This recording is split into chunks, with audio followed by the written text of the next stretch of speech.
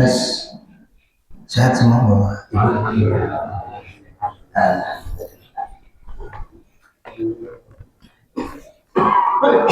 timnas kalah nggak ngaruh ya.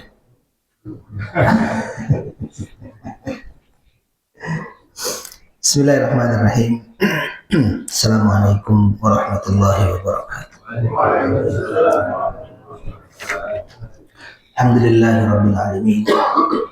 Alhamdulillahi wa kafa wassalatu wassalamu ala nabiyina Mustafa wa ala alihi wa ashabihi ahli sidqi wal wafa. Tibtum wa taba mansyakum wa tabawwa'tum ila jannati manzila. Allahumma anfa'na bima 'allamtana wa 'allimna ma yanfa'una warzuqna 'uluman tanfa'una. Allahumma hdina wahdi bina waj'alna sababan liman ihtada. Allahumma ja'al hadzal 'amal shalihan wa liwajhika khalisan wa ba'd. Alhamdulillahirabbil alamin. Kita bersyukur kepada Allah Subhanahu wa taala di pagi hari ini. Allah kembali pertemukan kita di majelis ilmu, di majelis silaturahim, di Masjid Al-Muhairi yang sama-sama kita cintai ini. Setelah sama-sama kita melaksanakan salat subuh berjamaah, kita berdoa kepada Allah Subhanahu wa taala dengan wasilah amal saleh kita berupa datangnya, kumpulnya kita di majelis ini. Kita berdoa mudah-mudahan Allah Subhanahu wa taala menganugerahkan kita sehat dan afiat. Allah mudahkan semua urusan hidup kita, dan setiap langkah kaki kita, setiap putaran roda kendaraan kita menuju masjid ini dinilai oleh Allah Subhanahu wa taala sebagai ibadah dan pemberat timbangan kita nanti di akhirat. Amin ya rabbal alamin. Salat dan salam semoga tercurah kepada Nabi Allah Muhammad sallallahu alaihi wasallam, pada keluarga, sahabat dan umatnya hingga akhir zaman. Dan kita berharap mudah-mudahan kita bagian dari umatnya yang setia, yang istiqamah menegakkan sunnah-sunnahnya. Dan karena itu kita juga berharap mudah-mudahan kelak kita mendapat syafaat dari Nabi besar Muhammad sallallahu alaihi wasallam. Amin ya rabbal alamin. Bapak Ibu yang Allah muliakan, pada kesempatan pagi hari ini kita akan mengkaji satu hadis, yang hadis ini adalah disebut dengan hadis qudsi. Hadis qudsi. Kalau hadis qudsi itu apa ya? Hadis qudsi. Hadis yang lafaznya dari Rasul sallallahu alaihi wasallam, tapi maknanya dari Allah Subhanahu wa taala. Jadi berbedaan dengan firman Allah Subhanahu wa taala berupa Al-Qur'an, dengan hadis qudsi adalah pilihan katanya. Kalau Al-Quran itu lafaz dan maknanya dari Allah Subhanahu wa taala. Waalaikumsalam. Silakan, Mangga silakan. Ahlan wa sahlan. Ahlan wa sahlan. Silakan bergabung. Nah, di sini masih kosong nih, Pak.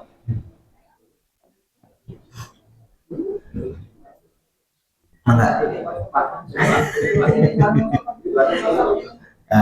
Mangga. Waalaikumsalam.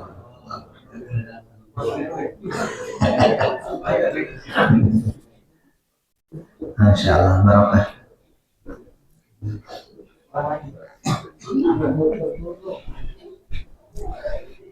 Baik, kita lanjutkan. Hari ini insya Allah kita akan membahas satu hadis qudsi. Hadis yang maknanya dari Allah Subhanahu wa taala, tapi pemilihan lafaznya dari Rasul Muhammad sallallahu alaihi wasallam. Saya bacakan hadisnya, dan hadis qudsi ini diriwayatkan oleh Al-Imam At-Tirmidzi dan dinyatakan sahih oleh beliau dan para ulama yang lainnya. Saya bacakan an Anas bin Malik. Hadis ini berasal dari sahabat mulia bernama Anas bin Malik radhiyallahu anhu. Sami'tu Rasulullah sallallahu alaihi wasallam yaqul, aku mendengar bahwa Rasul sallallahu alaihi wasallam bersabda, qala Allah Ta'ala, Allah berfirman. Nah, itu ya. Jadi Rasul sallallahu alaihi wasallam bersabda, apa isi sabda Nabi itu? Qala Allah Ta'ala, Allah berfirman. Nah, berarti ini berasal dari Allah, tapi lafaznya dari Nabi Muhammad. Karena itu dia termasuk hadis, tapi disebut dengan hadis qudsi, gitu ya. Bukan juga Al-Quran, karena kalau Al-Quran lafaz dan maknanya berasal dari Allah Subhanahu wa Ta'ala. Kalau ini datang dari Allah Subhanahu wa Ta'ala, tapi lafaznya dipilih oleh Rasul Muhammad sallallahu alaihi wasallam. Qala Allah Ta'ala, Allah berfirman, ya ibna Adam, wahai anak Adam, innaka ma da'utani wa rajawtani ghafartu laka ala ma kana minka wa la ubali. Kata Allah Subhanahu wa Ta'ala, ya ibna Adam, wahai anak Adam, innaka ma da'utani, selama engkau berdoa kepadaku, wa rajawtani, dan engkau berharap kepadaku, ghafartu laka ala ma kana minka, maka aku akan mengampuni semua dosa-dosamu. Tadi apa? Wahai anak Adam, jika engkau berdoa kepadaku dan berharap hanya padaku, maka aku akan mengampuni dosa-dosamu seluruhnya. Bahkan di bagian ujungnya, wala ubali, dan aku tidak peduli berapa banyak pun dosa-dosa itu. Ya bena Adam, wahai anak Adam, innaka lau balaghat dhunubuka ananas sama, seandainya dosa-dosamu sangat banyak sampai menyentuh langit, dosamu sangat banyak sampai menyentuh langit, thumma astaghfartani, kemudian engkau beristighfar kepadaku, ghafartu lak, maka aku akan mengampuni dosa-dosamu itu. Ya bena Adam, wahai anak Adam, innaka law ataitani bi qurabil ardi khataya, seandainya engkau datang kepadaku setelah wafatmu, bi qurabil ardi khataya, dengan membawa dosa sebesar bumi. Wafat menghadap Allah dengan membawa dosa sebesar bumi. Thumma laqitani la tusyriku bi, tapi engkau tidak pernah melakukan dosa syirik, atau pernah syirik tapi sudah memohon ampun kepada Allah, la ataituka bi qurabiha maghfiratan, maka aku akan datang kepadamu, kata Allah, dengan membawa ampunan sebesar bumi pula. Ini adalah hadis qudsi yang berasal dari Allah Subhanahu wa Ta'ala, yang menjelaskan kepada kita ada 3 asbabul maghfirah, ada 3 sebab ampunan yang Allah janjikan kepada kita. Kalau kita tadi lihat dari hadis yang saya bacakan, yang pertama adalah sebab ampunan yang pertama adalah innaka ma da'utani wa rajautani, berdoa dan berharap hanya pada Allah saja. Jadi yang pertama, berdoa dan berharap hanya pada Allah. Yang kedua, redaksinya thumma astaghfartani, yang kedua adalah beristighfar kepada Allah Subhanahu wa Ta'ala. Dan yang ketiga adalah la thumma laqitani la tusyriku bi, hidup dalam tauhid dan tidak syirik. Nah, ada 3. Saya ulangi. Sebab ampunan yang Allah Subhanahu wa Ta'ala janjikan kepada kita itu ada 3 dalam hadis ini. Yang pertama adalah berdoa. Sekedar kita berdoa kepada Allah Subhanahu wa Ta'ala, Allah bukan hanya mengabulkan doa kita, tapi Allah juga akan mengampuni dosa-dosa kita. Yang kedua, beristighfar, astagfirullahaladzim, memohon ampun kepada Allah Subhanahu wa Ta'ala, itu juga menyebabkan Allah memberikan ampunan kepada kita otomatis tuh. Dan yang ketiga adalah kita hidup dalam tauhid, nanti mati dan tidak melakukan syirik. Kalaupun pernah melakukan syirik, kita bertaubat dari syirik itu, kemudian mati menghadap Allah, meskipun mati bawa dosa 1, 2, 3, 4, 5, 6, 7, 8, sampai 10, 20, segitu. Tapi hidup dalam tauhid, maka Allah akan mengampuni dosa hamba tersebut selama hidupnya dalam tauhid atau pernah melakukan syirik kemudian memohon ampun kepada Allah Subhanahu wa taala. Ini 3 sebab ampunan yang insya Allah kita akan bahas melalui hadis arba'in yang diriwayatkan oleh Imam At-Tirmidzi ini. Bapak Ibu yang Allah muliakan, kita mulai dari yang pertama. Tadi yang pertama apa tuh? Berdoa dengan penuh harap. Jadi sekedar berdoa kepada Allah Subhanahu wa taala, syaratnya adalah warajautani, dengan penuh harap. Maka Allah akan mengampuni orang itu. Jadi pada saat kita berdoa, doa itu apa saja, maka doa itu menyebabkan Allah mengampuni dosa-dosa hamba. Ya, berdasarkan hadis yang lain, yang hadis ini juga adalah sahih, menguatkan hadis qudsi yang tadi. Misalnya Rasul Shallallahu Alaihi Wasallam bersabda dalam hadis yang diriwayatkan oleh Imam Ahmad dan Imam Al-Hakim dan juga Al-Imam At-Tabrani. Jadi ada 2 hadis ya, yang akan saya bacakan yang menunjukkan kepada kita doanya seseorang sekedar dia berdoa kepada Allah, doanya itu mengampuni dosa-dosanya. Kita lihat. Rasul sallallahu alaihi wasallam bersabda, "Ma min muslimin yad'u bi da'watin." Tidaklah seorang muslim yang berdoa kepada Allah Subhanahu wa taala, laisa fiha itsmun aw qati'atu rahmin. Dia tidak memutus silaturahim. Tuh. Dan juga dia tidak melakukan dosa besar. Dia tidak melakukan dosa besar, dia juga tidak memutus silaturahim, kemudian dia berdoa. Apa kata Rasul sallallahu alaihi wasallam? Illa a'tahu Allahu biha ihda thalath, kecuali Allah mengabulkan permintaannya dalam doanya. Jadi pasti diterima doanya, dikabulkan doanya, tapi bisalas, dengan salah satu dari 3 kemungkinan. Apa kemungkinannya? Disebut oleh Rasul, imma ayyu ajjila lahu da'watah. Yang pertama adalah Allah akan memberikan kepadanya sesuai apa yang ia minta. Kalau minta dipanjangkan umur, Allah akan kabulkan. Kalau minta diluaskan rezeki, Allah kabulkan.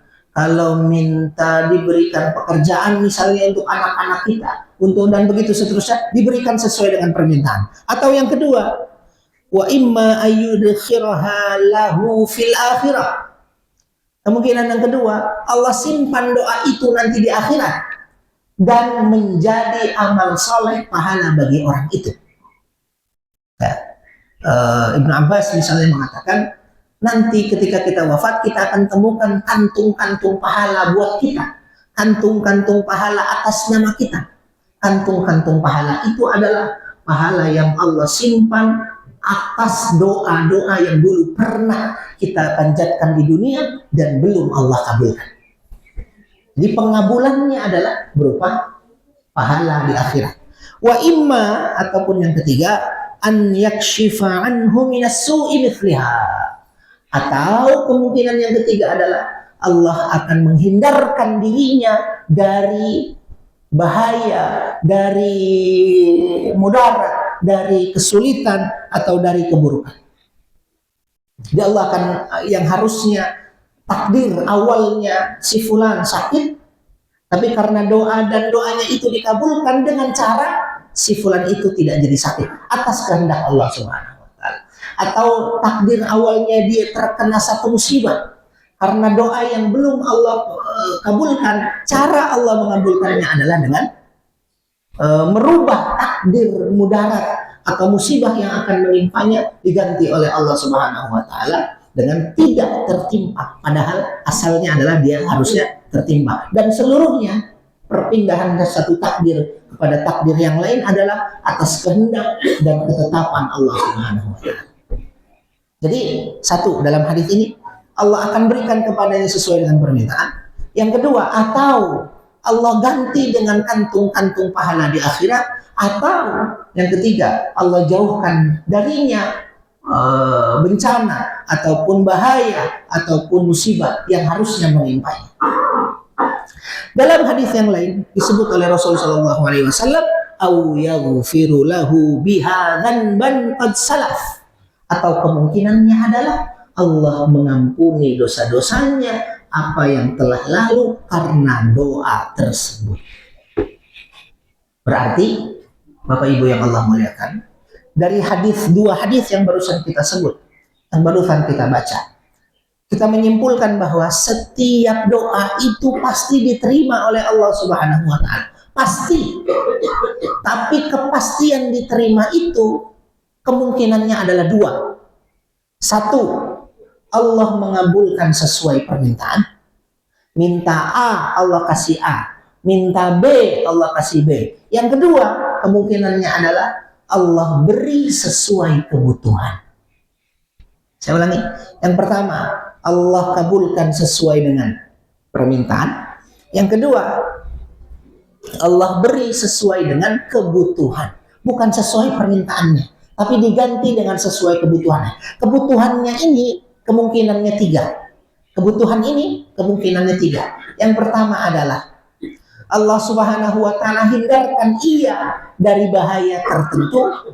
Yang kedua, Allah Subhanahu wa Ta'ala jadikan doanya ini menjadi pahala nanti di akhirat. Atau yang ketiga, Allah mengampuni dosa-dosa orang ini karena doanya.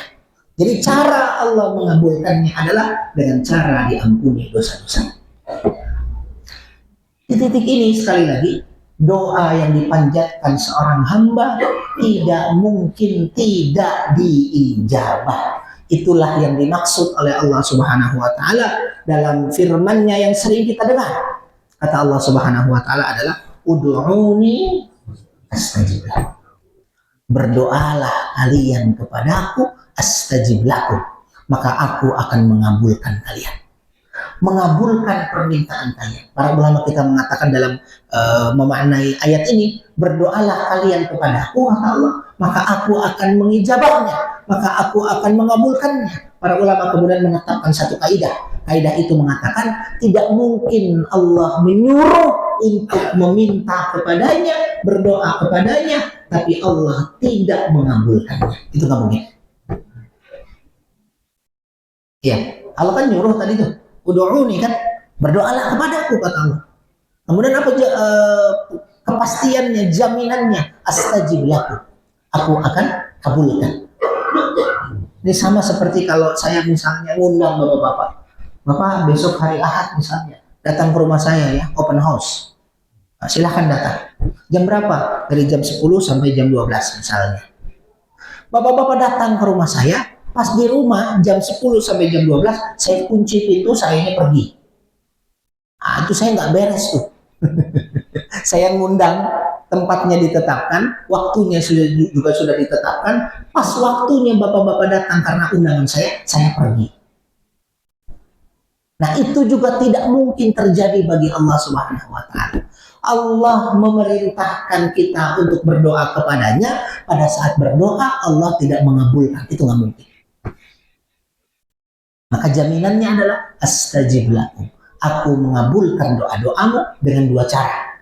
Satu, dikabulkan sesuai permintaan. Dua, dikabulkan sesuai dengan kebutuhan.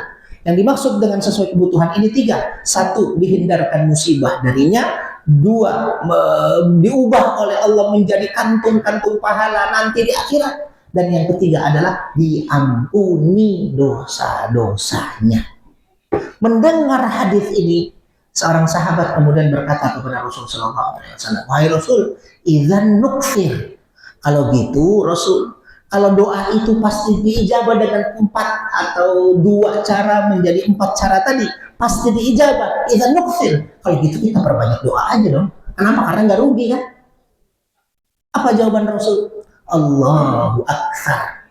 Allah mampu mengabulkan sebanyak apapun doa engkau. Berarti nggak ada masalah doa banyak-banyak. Silahkan. Pasti akan Allah ijabah dengan cara Allah Subhanahu wa Ta'ala. Dan hadis ini menguatkan hadis qudsi yang sedang kita bahas, bahwasannya doanya seorang hamba hanya sekedar berdoa kepada Allah Subhanahu wa taala, maka Allah akan mengampuni dosa-dosa orang itu selain Allah akan mengabulkannya. Tapi doa ini syaratnya adalah, Bapak Ibu, dalam berdoa salah satu syaratnya adalah sebagaimana disebut dalam hadis qudsi ini apa? Mada'utani wa rajautani. Doa penuh harap. Itu salah satu syaratnya. Jadi berdoa dengan penuh harap. Berdoa jangan sambil main-main. Berdoa harapannya kita tidak tunjukkan. Misalnya berdoa Allahumma ya Allah sambil gitulah. Ya. Atau amin. Amin.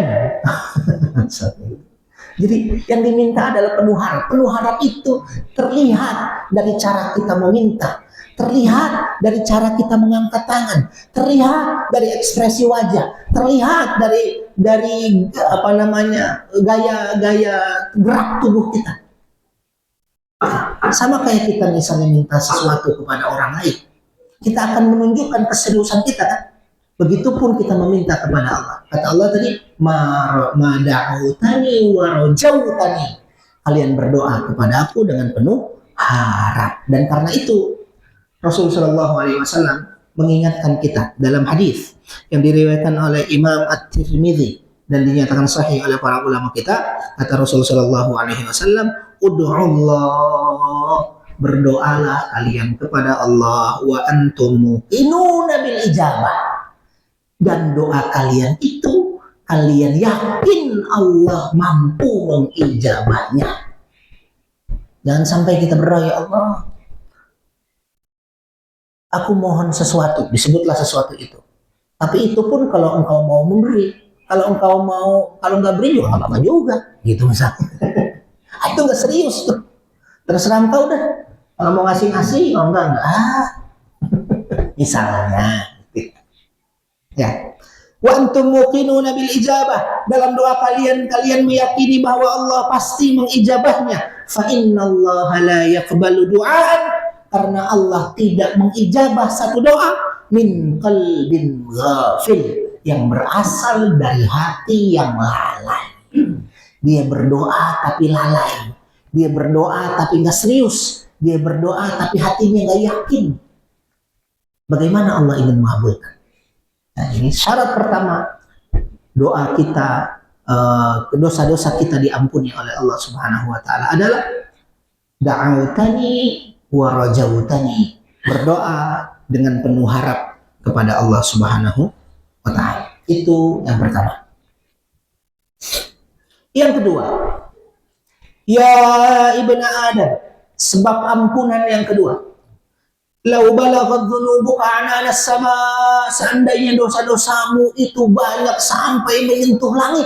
Bayangkan, sampai menyentuh langit. Tsumma astaghfartani, kemudian engkau beristighfar memohon ampun kepada aku. Sekedar astagfirullahaladzim. Tadi itu habis sholat. Ya, saya dengar bapak-bapak, kita semua astagfirullahaladzim. Imam kita memimpin astagfirullahaladzim. Astagfirullahaladzim. Itu sekedar begitu tuh. Apa jawaban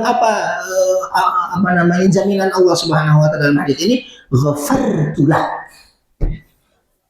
Engkau beristighfar kepada aku, kata Allah, ghafartulah, maka aku pasti mengampuni dosa-dosa. Jadi sebab ampunan yang kedua adalah beristighfar kepada Allah. Dan karena itu di banyak ayat Allah menguatkan, atau Allah Subhanahu wa taala memperjelas bahwa istighfar seseorang menyebabkan dosa-dosanya diampuni. Misalnya Allah sebutkan di dalam surah Ali Imran ayat 135, a'udzubillahi minasyaitonir rajim. Kata Allah Subhanahu wa taala, walladzina idza fa'alu fahishatan, dan orang-orang yang apabila melakukan perbuatan keji, au zalamu anfusahum, atau mereka menzalimi diri mereka sendiri, zakarullah, kemudian mereka mengingat Allah. Pada saat melakukan kemaksiatan, pada saat melakukan kekejian, pada saat melakukan kezaliman, kemudian dia dzakarullah, mengingat Allah Subhanahu wa taala, fastaghfaru lidzunubihim, kemudian mereka beristighfar kepada Allah. Jadi pada saat ingat Allah, mereka beristighfar kepada Allah. Apa kata Allah? Wa may yaghfiru dzunuba illallah. Siapa lagi yang mampu mengampuni dosa itu kecuali Allah. Jadi artinya Allah pasti mengampuni dosa orang itu. Dan karena itu Bapak Ibu yang Allah muliakan, sebisa mungkin kita punya wirid khusus istighfar di setiap hari. Ya. Kalau misalnya habis sholat biasa istighfar kita berapa ya? 3 ya minimal. 3 kali 5 baru 15. Kalau bisa kita punya wirid istighfar selain setelah sholat, punya waktu khusus. Astagfirullahaladzim. Yang ya taruhlah 5 menit, 10 menit yang isinya hanya istighfar misalnya. Tapi kita memohonnya dengan penuh harap. Kita memohonnya dengan penuh serius sambil membayangkan dosa-dosa kita. Astagfirullahaladzim. Kalau bisa hanya kita dan Allah saja yang tahu, yang lain tidak tahu. Ya, karena memang dosa-dosa kita terlalu banyak. Dalam hadis yang lain, dalam ayat yang lain, dalam surah An-Nisa ayat 110 misalnya Allah Subhanahu wa taala berfirman, "Wa may ya'mal su'an aw yadhlim nafsah," dan siapa yang melakukan kemaksiatan atau menzalimi dirinya sendiri, tsumma yastaghfirillah, kata Allah, kemudian dia memohon ampun beristighfar kepada Allah, apa janji Allah? Yajidillahu ghafurur rahima, maka dia akan mendapati Allah Maha Pengampun, Ghafur, Rahima, Maha Penyayang. Maha Pengampun lagi Maha Penyayang. Bapak Ibu, redaksi Ghafur itu beda dengan Ghafir. Kalau Ghafur itu berarti Allah mengampuni 1 dosa, Allah mengampuni 2 dosa, 3 dosa, 4 dosa, 5 dosa, bahkan dosa yang dilakukan berulang-ulang terus-menerus. Allah Maha Ghafur, Allah Maha Pengampun. Sebanyak apapun itu dosa, kalau dia beristighfar kepada Allah, Allah pasti mengampuni. Bahkan tadi hadis qudsinya mengatakan, meskipun dosamu terlalu banyak sampai menyentuh langit. Tadi kan Allah bilang begitu, sampai menyentuh langit. Bukan langit-langit ini. Sendiri juga banyak tuh Pak ya. Sampai menyentuh langit. Cuma dengan istighfar Allah akan mengampuni dosa-dosa kalian. Bapak Ibu yang Allah muliakan, dan karena itu kita temukan berkah istighfar ini bukan hanya diampuni dosa-dosa kita. Ya, kalau kita ingin perluas lagi pembahasan istighfar, dia bukan hanya jaminan diampuni dosa-dosa kita. Dia bukan hanya jaminan digugurkannya dosa-dosa kita, tapi dia juga jaminan keberkahan hidup kita seluruhnya. Misalnya Allah Subhanahu wa taala sebut dalam surah Nuh ayat 10 sampai ayat 12. Saya kira ayat ini familiar. Apa kata Allah Subhanahu wa taala tentang Nabi Nuh? Kata Nabi Nuh, "Faqultu astaghfiru rabbakum innahu kana ghaffara." Kemudian, "Yursilis samaa'a 'alaikum midrara wa yumdidukum bi amwali wa banin wa yaj'al lakum jannati wa yaj'al lakum anhara." Ada 6 yang Allah janjikan bagi orang-orang yang sering beristighfar. Apa 6 itu? Kita lihat. Faqultu astaghfiru, maka aku katakan kepada kaumku, kata Nabi Nuh, istaghfiru rabbakum, beristighfarlah kalian kepada Tuhan kalian. Niscaya apa? Ghaffara. Tuhan kalian itu Maha Pengampun. Di sini bahkan lebih dahsyat lagi, menggunakan ghaffar. Ghaffar itu sighah mubalaghah yang menunjukkan sekali lagi dosa. Allah mengampuni dosa bukan hanya 3, bukan hanya 4, 5, 6, 10, 20, tapi dosa yang dilakukan terus menerus selama orang itu bertaubat kepada Allah. Sebanyak apapun dosa itu, setinggi apapun dosa itu, Ghaffaru, Allah Maha Pengampun. Jadi 1, yang beristighfar pasti Allah ampuni. 2, Yursilis samaa 'alaikum midrara. Allah turunkan hujan kepada kalian dengan deras. Nah, hujan itu kita tahu dia akan menumbuhkan tanam-tanaman. Dia akan apa itu yang kering-kering, yang tandus-tandus, Allah suburkan dan begitu seterusnya. Wa yumdidkum bi yursilis samaa 'alaikum midrara. Yang kedua adalah tadi Allah turunkan hujan dengan hujan yang deras, yang penuh dengan keberkahan. Beberapa hari ini kan panas banget ya siangnya ya. Nah itu kita siangnya panas aja, aduh panas banget. Sore hujan. Nah maksud saya hujan itu, hujan yang Allah anugerahkan kepada kita itu adalah bagian dari keberkahan karena ada orang-orang yang masih beristighfar kepada Allah. Yang ketiga, yursilis sama alaikum midrara wa yumdidkum bi amwal. Coba. Kata Allah wa yumdidkum bi amwal. Istighfar itu wa yumdidkum bi amwal. Allah banyakkan harta kalian. Loh. Ternyata istighfar itu ada juga hubungannya dengan keberkahan hidup berupa harta yang Allah berikan kepada kita. Bahkan dalam satu hadis disebut Bapak Ibu, hadisnya sahih. Apa? Di antara yang membuat rizki kita seret atau Allah Subhanahu wa Ta'ala tidak memberikan rizki kepada kita adalah ada satu kemaksiatan yang kita lakukan. Jadi maksiat itu menghambat rizki yang Allah tetapkan kepada kita. Berarti sebaliknya seperti ayat ini, wa yumdidkum bi amwal. Allah memberikan kepada kalian harta karena apa? Karena istighfar. Berarti dosanya sudah diampuni oleh Allah Subhanahu wa Ta'ala. Itu yang ketiga, wa yumdidkum bi amwalin wa banin. Yang keempat, bukan hanya harta diperbanyak oleh Allah, tapi juga diperbanyak anak-anak. Istighfar memperbanyak anak. Dan karena itu ada Al-Imam Al-Hasan Al-Basri pernah didatangi oleh seseorang. Satu orang datang kepada sang imam, wahai imam, saya bertanya kepadamu, saya ingin nasihat darimu, kurang lebih redaksinya begitu, bahwa aku tanamanku tidak pernah subur atau tanahku kering kerontang. Kira-kira apa yang harus aku lakukan? Apa kata sang Imam Al-Hasan Al-Basri? Perbanyaklah istighfar. Akhirnya dia pulang. Kemudian ada orang lagi datang, wahai imam, aku tidak memiliki anak. Nah, aku tidak memiliki anak. Aku ingin punya anak. Apa yang harus aku lakukan? Kata sang imam, banyak-banyaklah beristighfar. Pulang. Kemudian yang ketiga, wahai imam, rezekiku seret. Kalau kita nih, kantong saya sakit-sakitan dulu. Kira-kira bagaimana, apa yang harus aku lakukan? Kata sang imam, perbanyaklah istighfar. 3 pertanyaan berbeda dijawab dengan satu, yaitu istighfar. Sahabat, bukan sahabat, santri sang imam yang lain, murid sang imam yang lain, heran dong. 3 pertanyaan berbeda, jawabannya sama. Akhirnya ditanyalah, wahai imam, mengapa jawabanmu cuma satu? Padahal 3 pertanyaan yang berbeda.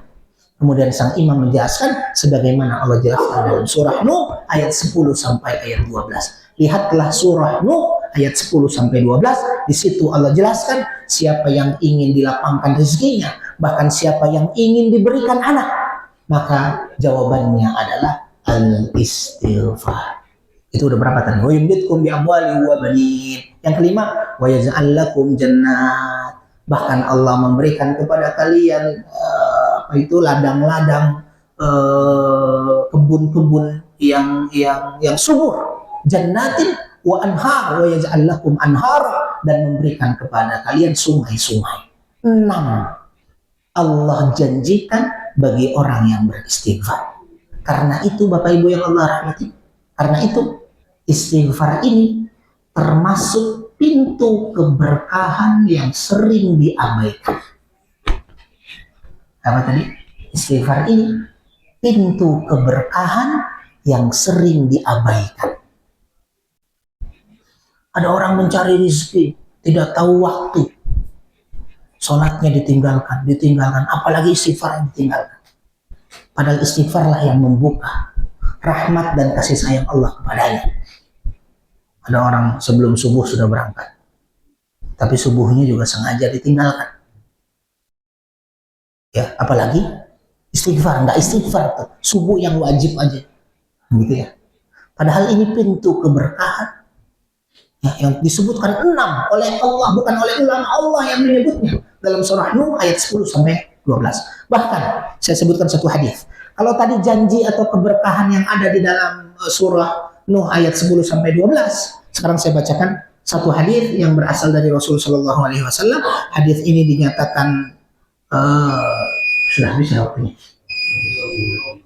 Oh suruh ya, sudah suruh, masih gelap ya. Baik. Oh gitu. Bukan sayanya kelamaan Anda ya. Baik, hadis ini diriwayatkan oleh Imam Abu Dawud. Ya, sebagian menyatakan dhaif, sebagian lagi mengatakan hasan.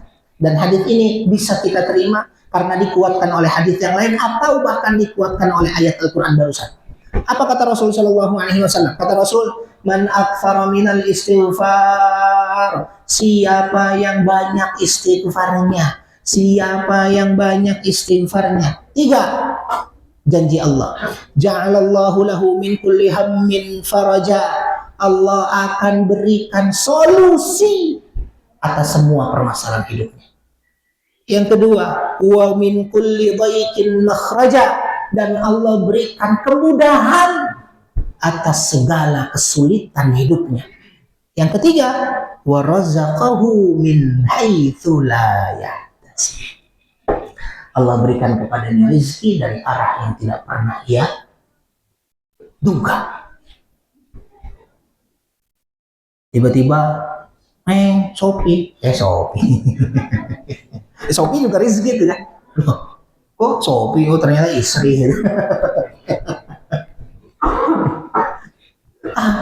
Rezeki tidak pernah kita duga.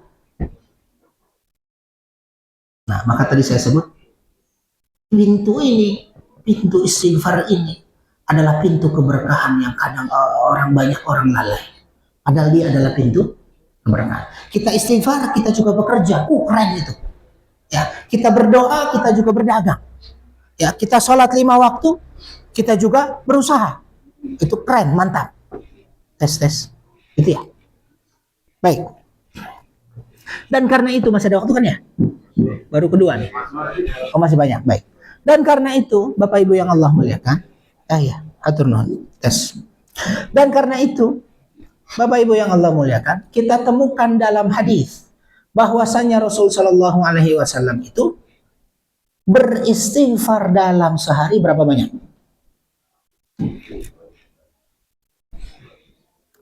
Berapa? Dalam hadis yang pertama disebut aktsar min sab'ina marrah, lebih dari 70 kali. Hadis yang lain mengatakan mi'ata marrah, 100 kali. Itu Rasul yang pasti masuk surga. Itu Rasul yang dijamin tidak melakukan dosa. Kalaupun melakukan dosa atau kesalahan, bukan dosa, kalaupun melakukan kesalahan, Allah langsung perbaiki saat itu juga. Turun ayat memperbaiki Nabi Muhammad. Kalau kita kan nggak begitu, ya kan? Nah, Rasul yang begitu itu sampai 100 kali beristighfar dalam sehari. Saya sering sampaikan ini kan. Nah, pertanyaannya adalah kita yang bukan siapa-siapa. Kita yang perlu tadi itu dilapangkan rezeki, diberikan anak-anak yang saleh, perlu diampuni dosa-dosa. Istighfar kita berapa? Kalau tadi kita 3 kali 5 setelah salat, itu baru 15. Apalagi ya? Anak nakal ya? Astagfirullahaladzim. Begitu. Apa Ibu? Naik kereta jam kerja, beristighfar. Keren. Nah itu yang tadi saya maksud di awal. Kalau bisa kita punya wirid khusus istighfar itu setiap hari, terserah berapa, mampunya berapa, mau 30, mau 50, mau 70, mau 100 dan begitu seterusnya. Ya, dan dari sini para ulama kita menjelaskan kenapa istighfarnya Rasul yang beliau adalah Rasul itu banyak. Kaidahnya mengatakan sebab istighfar itu bukan hanya milik para pendosa.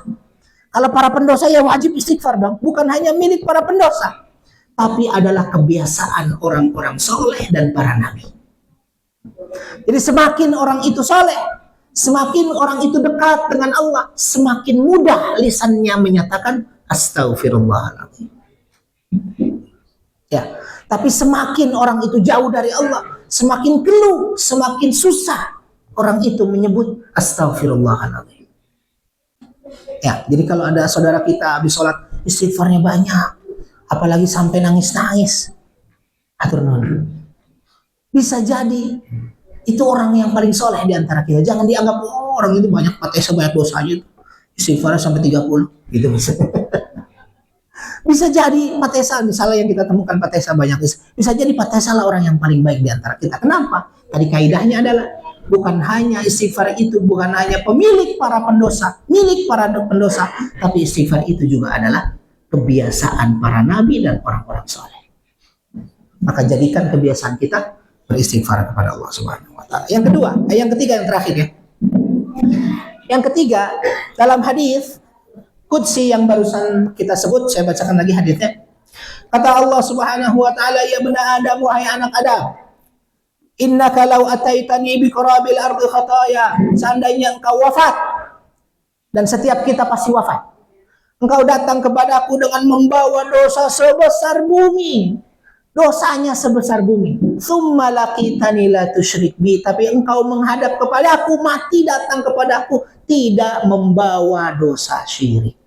Mungkin bawa dosa yang lain, makanya disebut dosa sebesar bumi, tapi nggak punya dosa syirik. Apa jaminan Allah? La ataituka bi qurabiha maghfiratan. Maka aku akan datang kepadamu dengan membawa ampunan sebesar bumi pula. Sebab ampunan yang ketiga, dan ini disebut oleh para ulama kita sebagai a'zamu asbabil maghfirah. Sebab ampunan yang paling besar adalah hidup dalam tauhid dan tidak syirik. Tauhid itu apa? Tauhid itu mengesahkan Allah dan tidak menduakan Allah, tidak menyekutukan Allah. Tauhid itu adalah meyakini Allah Subhanahu wa taala penguasa alam raya, dan karena itu hanya Allah saja yang disembah satu-satunya, itu tauhid. Dan karena Allah yang disembah satu-satunya, dan karena Allah adalah penguasa alam raya, maka dia tidak datang ke dukun. Karena kalau datang ke dukun, dia berikan kuasa itu kepada si dukun. Dia tidak mempercayai jimat-jimat, karena kalau percaya pada jimat berarti dia memberikan kuasa kepada si jimat. Dia tidak percaya pada kupu-kupu masuk rumah. Kalau dia percaya pada kupu-kupu masuk rumah, berarti memberikan kuasa itu kepada si kupu-kupu. Dan begitu seterusnya, dan begitu seterusnya. Tidak meyakini angka 13, 17, 21, ya terserahlah angka berapa aja itu. Nggak ada urusannya dengan kesialan. Kenapa? Karena kesialan hanya ada pada kehendak Allah Subhanahu wa taala.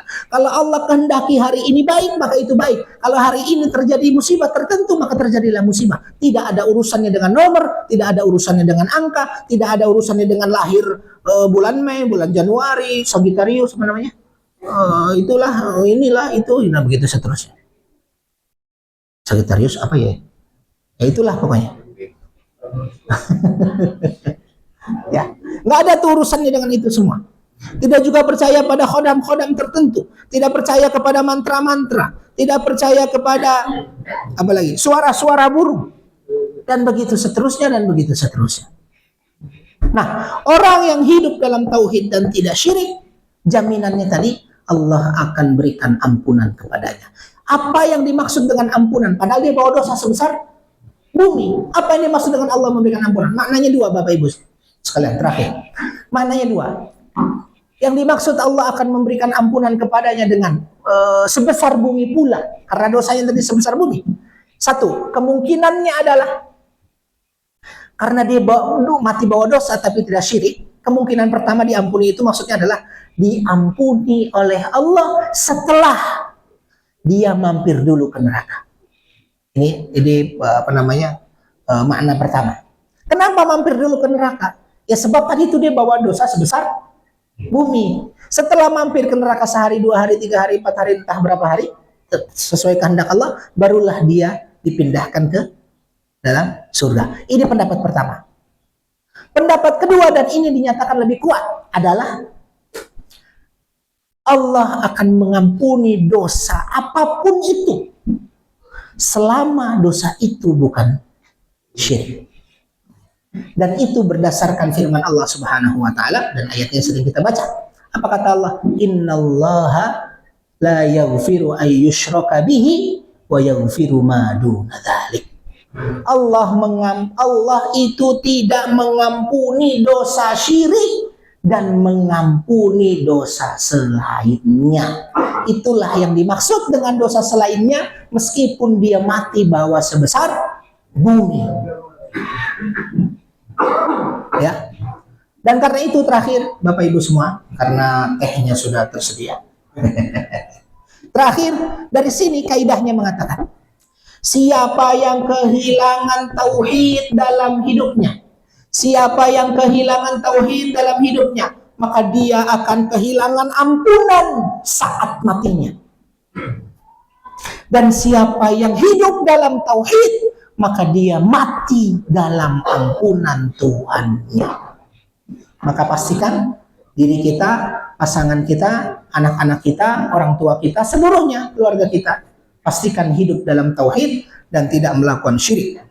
Kalaupun pernah melakukan syirik, segeralah memohon ampun kepada Allah Subhanahu wa taala. Wallahu a'lam bishawab. Itu dulu. Terima kasih. Yang mau bertanya boleh deh. Masih ada waktu nggak ya, Ustaz? Mana Ustaz? Masih ya? Silakan kalau enggak. Kalau ada yang mau bertanya silakan.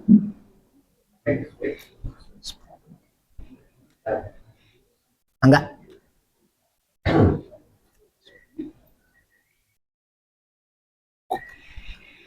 Nih. Ada. Punten, maaf.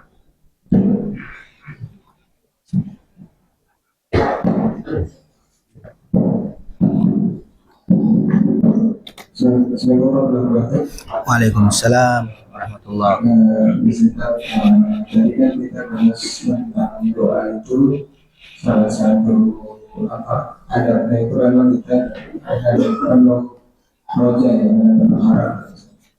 Yang paling itu kadang-kadang kita dengan segala kekurangannya kadang-kadang doa yang misalnya di bersama-sama gitu kan ya, doa dipimpin itu kadang-kadang kita pakai bahasa Arab kadang-kadang, sedangkan dengan segala kekurangan kita kadang-kadang kita tuh nggak paham sebenarnya apa sih yang boleh dibaca doanya ini. Orang kita hanya cuma baca amin gitu kan, amin.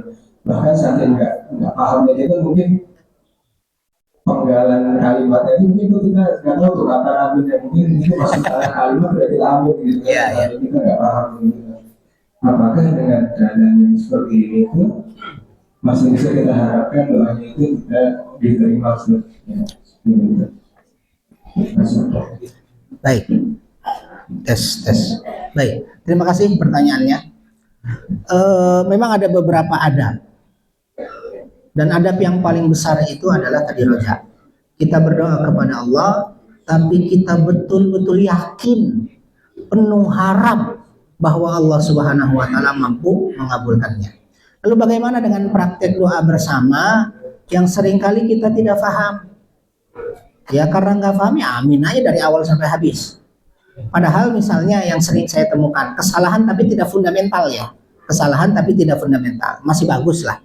Misalnya adab berdoa itu kan ini dulu ya, memuji Allah kan, alhamdulillahirabbil alamin. Ustaz Andi itu sering hamdan na'imin, hamdan syakirin. Itu kan bagus tuh. Nah, di situ kita yang mendengar jangan langsung amin. Karena itu belum masuk doa. Itu yang benar adalah Allah gitu. Walaupun ya kalaupun amin juga nggak parah sih gitu. Tadi makanya saya bilang salah tapi nggak fundamental. Masih bagus gitu ya. Nah, itu salah satunya karena kita tidak paham kan memuji Allah, setelah memuji Allah kan bersalawat tuh. Baru minta, pas minta itulah kita mengucapkan amin. Nah, tapi karena kita belum paham atau tidak paham yang dibaca Ustaz Andi, dari awal sampai akhir sudah amin. Sekali lagi itu kesalahan tapi tidak fundamental, dan karena itu ya mendinglah kesalahannya itunya gitu ya. Nah, lalu bagaimana sikap kita pada berkaitan dengan ini? Kita tidak paham, tapi tunjukkan bahwa amin kita itu amin yang paling serius. Kayak doa, kayak lagu apa ya? Amin kita amin yang paling serius tuh. Jadi aminnya itu jangan amin, Dan ya kita gerakan kita minta tuh betul-betul berdoa, walaupun sedang berdoa berjamaah gitu ya. Memohon ampun sambil memohon doa dan memohon ampun, tunjukkan keseriusan kita. Walaupun kita tidak paham maksudnya. Nah, itu satu sisi bahwa kita tidak paham, satu sisi itu sedikit akan mengurangi adab kita. Tapi sisi yang lain, doa bersama itu kan lebih baik daripada doa sendirian gitu. Jadi ada dua sisi yang di sini ada satu kelebihan, di sini ada satu kekurangan dan begitu. Kalaupun kita harus berdoa bersama-sama dan itu bagian dari keberkahan, tunjukkan bahwa kita serius dalam memohon. Itu saja. Walaupun nggak paham-paham banget isi doa itu apa gitu ya. Nah, mudah-mudahan itu tidak mengurangi kualitas doa kita, terutama kalau kita sedang berdoa bersama-sama. Nah, makanya pas kita doa sendirian, para ulama itu tidak mengharuskan kita membaca doa menggunakan redaksi bahasa Arab. Kalau memang harus berdoa pakai bahasa Indonesia, lakukan saja. Dan itu jauh lebih kita pahami dan jauh lebih kita sadari apa yang sedang kita pinta gitu. Kalau sendirian. Tapi kalau bersama-sama kan biasanya pakai bahasa Arab kan. Nah, kalau nggak paham ya amin saja. Amin, serius gitu ya. Dan penuh harap. Tunjukkan bahwa kita kepada Allah sedang meminta. Gitu ya. Wallahu a'lam. Mudah-mudahan menjawab. Ya, mangga. Secara sosial Ya. ada kita terprovokasi gitu kan untuk berkomentar. Jadi katanya bisa ditiru ada sampah di pinggir jalan setiap pagi itu kemudian dijaga itu yang positif gitu kan, atau karakter seperti Sahara yang jadi imit kita atau Israel kan. Dan pada saat komentar kita menjadi doa kan, dan tentunya doa keburukan gitu kan, dibatasi sampai mana? Contohnya gimana doa keburukan tuh? Dilaknat oleh Allah. Mungkin rumahnya menjadi penuh sampah. Seperti itu. Saya belum menangkap pertanyaannya. Jadi kalau respon lisan kita kepada sesuatu gitu, kemudian respon kita buruk gitu ya, apakah itu menjadi doa? Itu. Boleh atau batasnya sampai mana? Oh, melaknat sesuatu atau merespon sesuatu yang tidak baik gitu ya. Ya, terhadap pelakunya. Contoh pelaku apa nih? Membuang sampah itu nanti rumahnya tidak tetap. Karena berkali-kali di jalan itu sampahnya itu untuk padahal mereka punya hal-hal yang lebih baik untuk kesehatan. Ya. Baik, mudah-mudahan saya menangkap ini maksudnya. Karena tadi saya nggak ngikutin juga tuh. Siapa tadi? Sahara. Itu tuh, kurang paham juga maksud Sahara gitu. Baik, mudah-mudahan saya menangkap. Nanti kalau kurang jawabannya kurang bisa masuk gitu, nanti bisa disampaikan ulang. Respon kita terhadap sesuatu itu buruk gitu buat kita. Kalau itu sebuah kezaliman, ya misalnya ada orang buang sampah di depan rumah kita, sengaja buang sampah di depan rumah kita, atau sengaja memutus listrik kita gitu misalnya, dengan sengaja, dengan maksud kezaliman gitu. Nah, respon kitanya pakai lisan sebagaimana ditanyakan, apakah boleh respon kita melaknat atau mendoakan keburukan, boleh nggak kira-kira? Hukum asalnya itu tidak dilarang. Jadi itulah yang dimaksud dengan doa seseorang yang dizalimi, Allah akan kabulkan, gitu ya. Tapi itu bukan pilihan terbaik, gitu. Jadi boleh apa tidak? Karena redaksi hadisnya orang yang dizalimi, ingat ya, itu perbuatan zalim. Perbuatan zalim, orang yang terzalimi kemudian dia berdoa buruk kepada orang yang menzalimi dengan jelas-jelas, itu akan dikabulkan oleh Allah. Berarti dari situ hukum asalnya doa orang yang terzalimi kepada orang yang zalim boleh apa tidak? Boleh. Kenapa? Ya karena dia berbuat zalim. Misalnya, ya Allah, balaslah ia sebagaimana ia telah berbuat zalim kepada saya. Nah, boleh apa tidak? Boleh. Tapi ada tapinya. Itu bukan pilihan utama. Pilihan utamanya adalah anta'fu, sebagaimana hadis Rasul, anta'fu amman zalamak. Pilihan utamanya adalah engkau memaafkan orang yang menzalimimu. Nah, itu. Jadi boleh apa tidak? Hukum dasarnya asalnya boleh. Nah, tapi nanti kalau kita lakukan itu biasanya ada sisa tuh dalam hati. Artinya nggak selesai. Apalagi tetangga kita buang sampah kepada kita atau memudaratkan kita, merusak rumah kita, barangkali ada hasad, ada apalah begitu ya. Nah, kalau kita balas dengan doa misalnya gitu ya, itu kan nggak selesai itu hubungan kita dengan dia, tetap ada, ya kan, ada rasa apalah gitu ya, nggak suka, benci dan seterusnya. Nah, maka pilihan utamanya sebagaimana Rasul katakan, anta'fu amman zalamak, engkau memaafkan orang yang menzalimi, dan itu jauh lebih sehat buat kita, jauh lebih sehat buat mental kita, buat psikis kita. Kita kalau menghadapi orang yang nggak suka sama kita hadapi juga dengan marah, walaupun ini nggak mudah ya. Itu nggak selesai dan itu hati kita jadi apa namanya ya nggak nyaman kan. Nah, tapi kalau kita memaafkan ya sudahlah, itu hati akan jauh lebih nyaman daripada kita membalasnya dengan keburukan juga. Makanya dalam hadis tadi itu anta'fu amman zalamak, itu disebut oleh Rasul akrami akhlaqid dunya wal akhirah. Akhlak mulia yang paling mulia di dunia dan di akhirat adalah diantaranya anta'fu amman zalamak. Engkau memaafkan orang yang menzalimu. Satu, yang kedua, antu'ti man haramak. Engkau memberi orang yang justru nggak pernah memberimu. Nah, ini kan nggak mudah nih. Memberi orang yang nggak pernah memberimu. Biasanya dia bukan nolak, nahan untuk memberi kita. Yang lain diberi, kita nggak diberi gitu. Tapi hari itu kita beri dia juga. Antu'ti man haramak. Dan yang ketiga adalah antasilman qata'ak. Engkau menyambung orang yang memutusmu. Menyambung orang yang memutus silaturahim, kita sambung padahal dia memutus, kita sambung. Yang kedua, memberi orang yang tidak pernah memberi. Dan yang ketiga adalah tadi itu, memaafkan kesalahan, kezaliman orang. Itu yang paling utama. Ya, meskipun kalaupun seseorang berdoa kepada orang yang zalim, itu cepat direspon oleh Allah Subhanahu karena kezaliman orang lain. Wallahu a'lam. Mudah-mudahan menjawab. Enggak.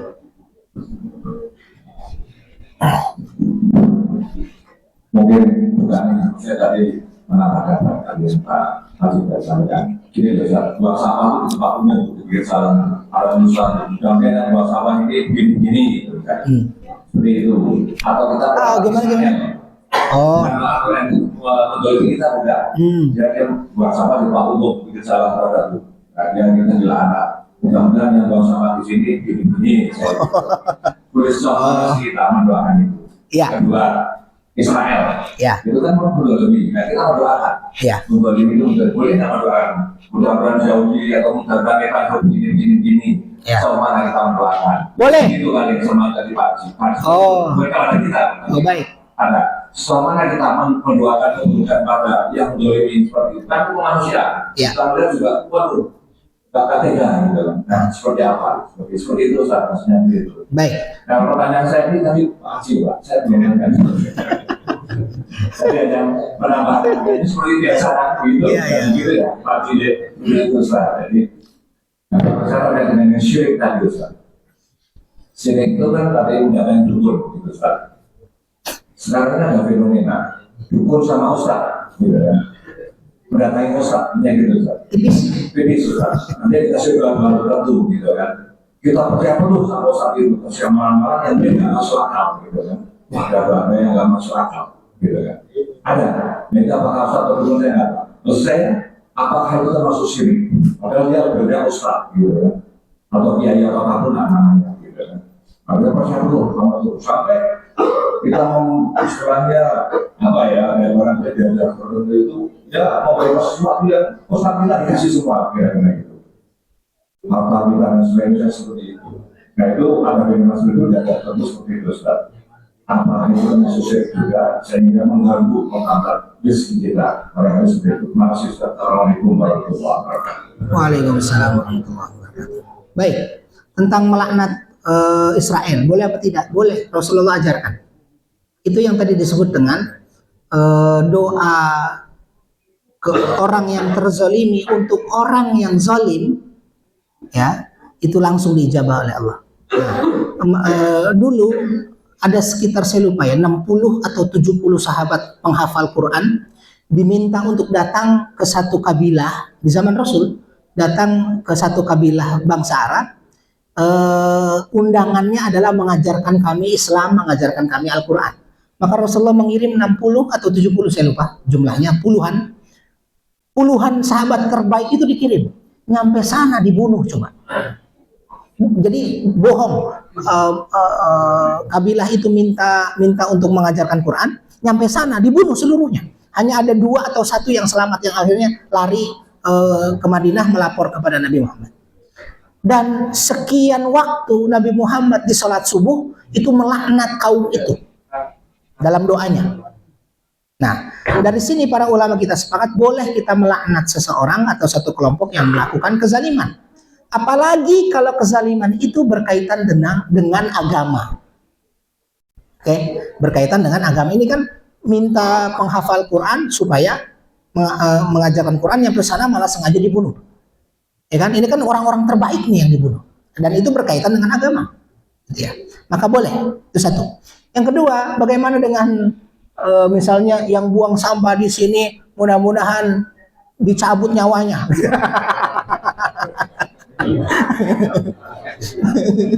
Masih dicabut ya. Waktunya, tergantung waktunya. Boleh apa tidak? Saya kira sih cuma jangan begitulah doanya. Ya, itu kan perbuatan zalim ya. Nah, perbuatan zalim, dan mungkin maksudnya adalah, menurut saya maksud yang menulis itu bukan sekedar doa itu, tapi lebih kepada ya jangan sampai buang sampah di sini gitu loh. Saking keselnya. Ya, bagi saya itu karena kezaliman, apalagi kezalimannya itu berakibat bukan hanya kepada personal, tapi kezalimannya itu berakibat kepada banyak orang, gitu ya. Meskipun sekali lagi tadi saya bilang bukan pilihan utama ya. Ya, bukan pilihan utama, gitu ya. Wallahu a'lam. Walaupun kan ada cara lain gitu ya. Misalnya dengan kata-kata yang lebih bijak gitu ya, misalnya. Yang intinya sama, supaya orang tidak buang sampah di situ, gitu ya. Sekali lagi itu boleh, karena itu adalah kezaliman, tapi sekali lagi itu bukan pilihan utama.